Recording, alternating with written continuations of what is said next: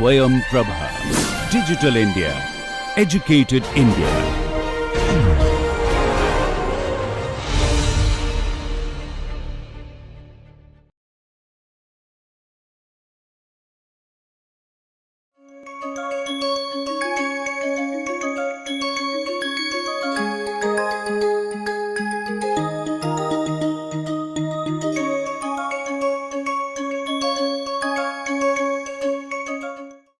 So in the last class, in module 2, we looked at different attributes of turbulence. We started with irregularity, we looked at diffusivity, large Reynolds numbers, and three-dimensional vorticity fluctuations. 4 attributes. The fifth most important attribute, one of the more important attributes, a fifth attribute, is dissipation. So turbulent flows we know are dissipative. Okay? They tend to be dissipative. The kinetic energy, and what is dissipation? The kinetic energy basically gets converted to heat due to viscous shear stresses. You will have the turbulent flows that die out quickly if no energy is supplied. It needs a continuous supply of energy. So the viscous shear stresses perform deformation work. They perform deformation work which increases the internal energy of the material, of the fluid, at the expense of the loss in kinetic energy. That's what happens with dissipation. Now, if you take a random motion, they do not have as much viscous losses, such as random sound waves as an example. They will look random, they look chaotic, okay, and so they might be irregular, but they will not have dissipation. So they do not have viscous losses. So you have flows, turbulent flows, where the viscous stresses are doing deformation work, and that is leading to the dissipation. Now, if you do not have a continuous supply of energy in turbulence, you cannot make up for this viscous losses, right? Because all the energy is eventually going to be converted to heat or internal energy due to the viscous work. And eventually the turbulence just decays completely. So unless you have a continuous supply of energy, the energy is just going to completely die down, decay because of viscous work. So for turbulence to remain, you will need to have a continuous supply of energy. So that's what we mean by that. The major distinction between random waves and turbulence is that waves are essentially non-dissipative, though they are dispersive. Dispersive means they have fluctuations, irregularity, while turbulence is essentially dissipative. Examples of non-dissipative flows, non-dissipative examples would include random motions such as gravity waves in planetary atmospheres and random sound waves, acoustic noise. They are extremely dispersive. They look chaotic, but they have insignificant viscous losses, and therefore they are not turbulent. So that's an example of dissipation, another important attribute. So 5 main attributes: diffusivity, irregularity, large Reynolds numbers, 3-dimensional vorticity dynamics, and dissipation. Okay, the 5 main attributes of turbulence. There are some other attributes that we can focus on as well. One is continuum, and continuum has to be mentioned because we are dealing with fluid flows. The continuum hypothesis is always there. It might seem trivial, but it still has to be mentioned as one of the attributes. Continuum hypothesis I have described already. It refers to the fact that we are not looking at molecular scales. We are looking at macro scales, fluid particle scales, where the scales under consideration are still much larger, much larger than the molecular length scales. So for example, if you look at the Knudsen number is an example that determines whether the continuum hypothesis is valid or not. The Knudsen number is a ratio of mean free path to the characteristic length scale. This number has to be much less than 1. So Knudsen number, which is equal to lambda over L, has to be much less than 1. Then the continuum hypothesis is valid. Continuum is valid. Another attribute not talked about enough, one of the attributes that is not talked about enough, is the fact that turbulent flows are flows. What does that mean? Turbulent flows are flows. What we are trying to say is it is not a feature of the fluid. Again, let me be more specific. It is not a molecular property. It is a flow property. So essentially most of the dynamics of turbulence is the same in all fluids. It doesn't matter what the fluid is. It can be a liquid, it can be a gas, it can be an extremely thick liquid, it can be an extremely thin liquid, it can be any kind of gas. As long as the Reynolds number is large enough. Again, Reynolds number is a property, is a flow property. Yes, it is dependent on the viscosity.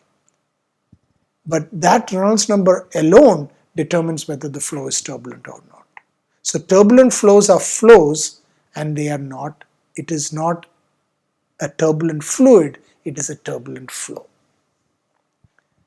The major characteristics of the turbulent flow are not controlled by the molecular properties in which the turbulence occurs. And again, just to describe this even more, since the equations of motion that we saw earlier, the Navier-Stokes equations, since they are nonlinear, each individual flow pattern has a certain unique characteristics, okay, that are determined by very specific initial and boundary conditions. That is a function of the flow. So no general solutions are available. You cannot have a general solution for a turbulent flow. So which means every turbulent flow is different. It doesn't matter what the fluid is, right? They are flows. Turbulent flows are flows. It is not a feature of the fluid. So that's what we mean by that. So if you have the characteristics of turbulence, they depend on the environment. It does not deal with all kinds and types of flows in a general way. We don't have a theory that deals with all kinds of flows. What we do is we try to focus on a family of simple kinds of flows. For example, flows with similar boundary conditions, say boundary layer, say jet flows, say wake behind an object, turbulent wake behind an object. I'm showing here and I'm illustrating here a figure where you have the flow around an automobile. This is typically what you would do in order to understand the aerodynamics of a car. So what is shown here are vorticity structures that are formed due to the flow over a car. So this is a bluff body that creates the kind of flow structures that you see in this figure. What we try to do to understand this kind of flows is look at fairly simple flows, say flow over a cylinder, to try and get a better understanding of that. This is because you cannot have a theory that deals with all kinds of flows. So that is why we tend to focus on families of flows with very simpler boundary conditions. So that takes us to the methods of analysis. So now we have looked at the different attributes, and the two additional attributes, in addition to the 5 main, the 2 additional attributes we looked at was, one was continuum, the other one was related to the fact that turbulent flows are flows and not fluids. So that takes us to the methods of analysis. So again, this links very well with what I was trying to say earlier. You cannot have a general solution for turbulent flows. So that's what we mean by that. No general approach to the solution of problems exists. We have equations of motion that have been analyzed in great detail, but you can still not make accurate quantitative predictions without relying on some kind of experimental data. And this again ties in with what we were discussing in module 1, where we looked at the 3 different eras in which physicists have looked at turbulence: the statistical, the deterministic, and the structural. So you will need some kind of experimental data to back your theory, because everything cannot be described by a theory. Again, the next point here, statistical studies, right? That is the statistical approach. The statistical studies of equation of motion you will see, we will actually derive the statistical form of the Navier-Stokes equations, the mean of the Navier-Stokes equations. In such a scenario, you will have more unknowns than equations, and that leads to what we call the closure problem in turbulence. You will have terms that cannot be described. Then you will need assumptions for that. So that comes about as when you try to take an average of the equations. So empirical data is required. At the same time, if you try to draw statistics, if you try to draw the mean, the equations will lead to a point where there are unknowns, more unknowns than equations. Then you will need assumptions for that. And again, this has led to scientists, talking about, coming up with ad hoc assumptions just to make the number of unknowns and equations the same. And some have been successful, but the success of those attempts, it depends on where the assumption is coming from, right? So it strongly depends on the inspiration involved in making a crucial assumption. We'll talk about some of the assumptions as well. So in order to gain a better understanding of this, what we must be willing to do is to use simple physical concepts, even if it means trying to understand a fairly simple flow with simple boundary conditions. And we have to try and bridge the gap between equations and actual flows. So according to Tenekas and Lumley, what we need is spirited inventors just as badly as dedicated analysts. And according to them, the model need not be complete, but it can still be useful. And again, even to this day, no model is complete. However, there are models that are still being used to date that have very ad hoc assumptions that work reasonably well, that give us a good understanding about turbulence. So that's what we mean by it can still be useful. It doesn't have to be complete all the time. Case in point, the eddy viscosity hypothesis, molecular versus eddy viscosity. I have talked about this. If I look at the Newton's law of viscosity that deals with stress versus strain, I have tau is equal to mu du dy. Analogous to that, Bissonnette came up with a hypothesis where the turbulent stress is proportional to the average rate of strain. So mu t times du dy average, because now we are talking about a turbulent flow. So the rate of strain has to be averaged. So look at the analogy. Molecular viscosity and turbulent viscosity. Molecular viscosity and turbulent viscosity. So the idea was there is an analogy between those. He himself warned that it might not be correct. So the idea was based on the resemblance between the way molecular motions transfer momentum, right? Because of that resemblance, it's a superficial resemblance. Superficial resemblance between the way molecules transfer momentum and heat right? As they collide with one another, it transfers energy from one molecule to the other. So resembling to that, similar to that, is the way the turbulent velocity fluctuations transfer these quantities. So as a fluid particle goes from one point to the other, it collides and transfers mass, heat and momentum to the other, to another fluid particle. That was the analogy.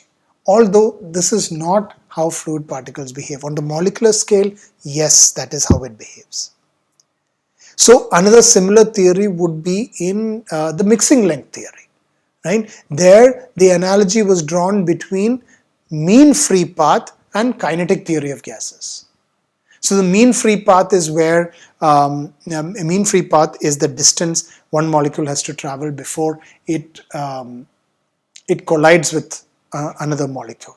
So the average distance between two molecules. The mixing length theory was that transfers momentum, one fluid particle transfers momentum to the other, the distance that it travels, in order to diffuse its velocity fluctuations. That would be the mixing length. So both of these, the eddy viscosity hypothesis and the mixing length theory, are cases in point for theories that are that bring in ad hoc assumptions, but still have given very reasonable predictions for turbulent flow over the years, especially the eddy viscosity hypothesis. To this day, large eddy simulation has exhibited to be a powerful tool for predicting turbulence, and the eddy viscosity hypothesis is at the center of it. So that's what we mean by spirited inventors. The model may not be complete, but it can still be useful. An additional point that I want to show here is, to point out here is, the eddy viscosity hypothesis brings an analogy between eddy viscosity and molecular viscosity. Molecular viscosity is a molecular property. It's a fluid property.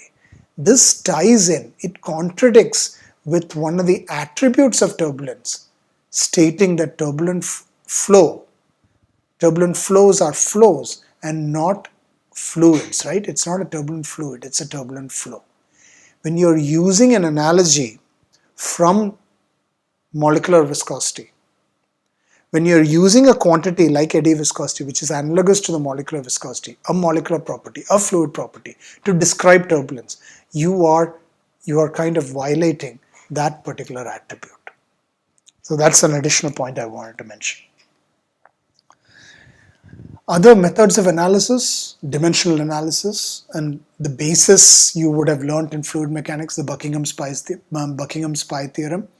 Here, again, but dimensional analysis has a huge role to play in understanding turbulence. One of the most powerful tools, and the idea is some aspects of turbulence you can learn it purely through a few independent variables. And in such situations what happens is, those dimensional methods often dictate the relationship between dependent and independent variables. So if you non-dimensionalize it, you can actually try to understand something from the structure of turbulence. An example is the inertial subrange of the turbulent kinetic energy spectrum. I will show that through a picture in a bit in the next slide. But just hold on to that thought. The inertial subrange of the turbulent kinetic spectrum is something that we can get through the dimensional analysis. Next point, the asymptotic variance. Turbulent flows in general, obviously we know they are at high Reynolds numbers. That is one of the attributes.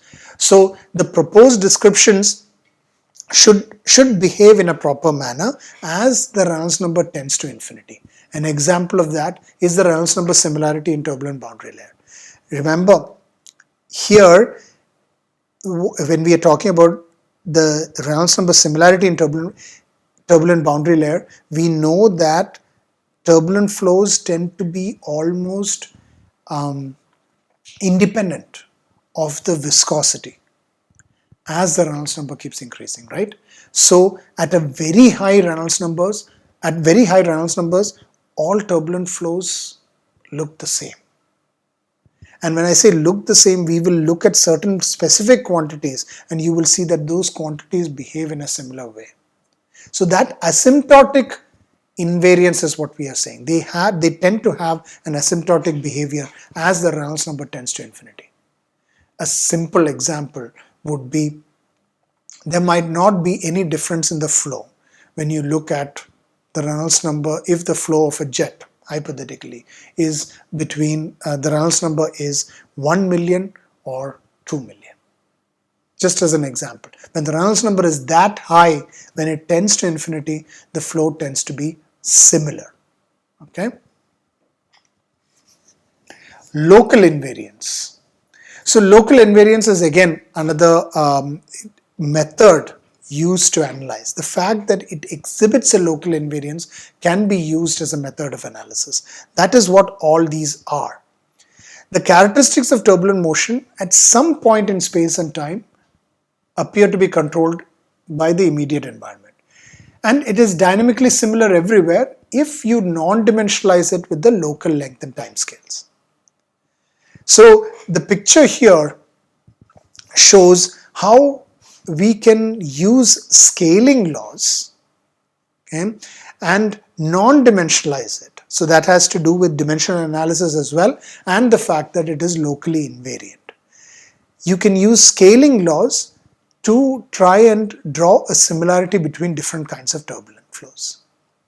So what is shown here in this picture is a turbulent energy spectrum.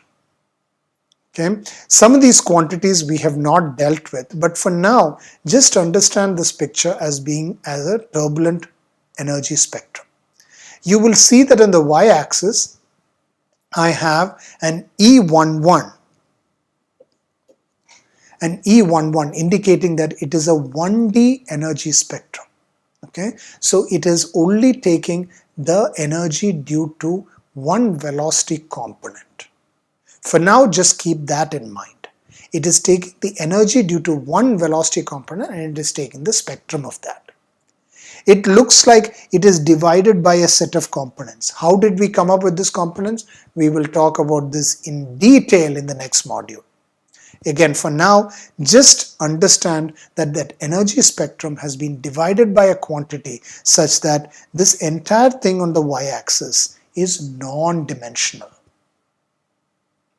Similarly, on the x-axis, I have wave number, kappa, and multiplied by eta, which is the Kolmogorov scale. I will describe all these quantities in the next module. But for now, just understand that the x-axis and y-axis are non-dimensional.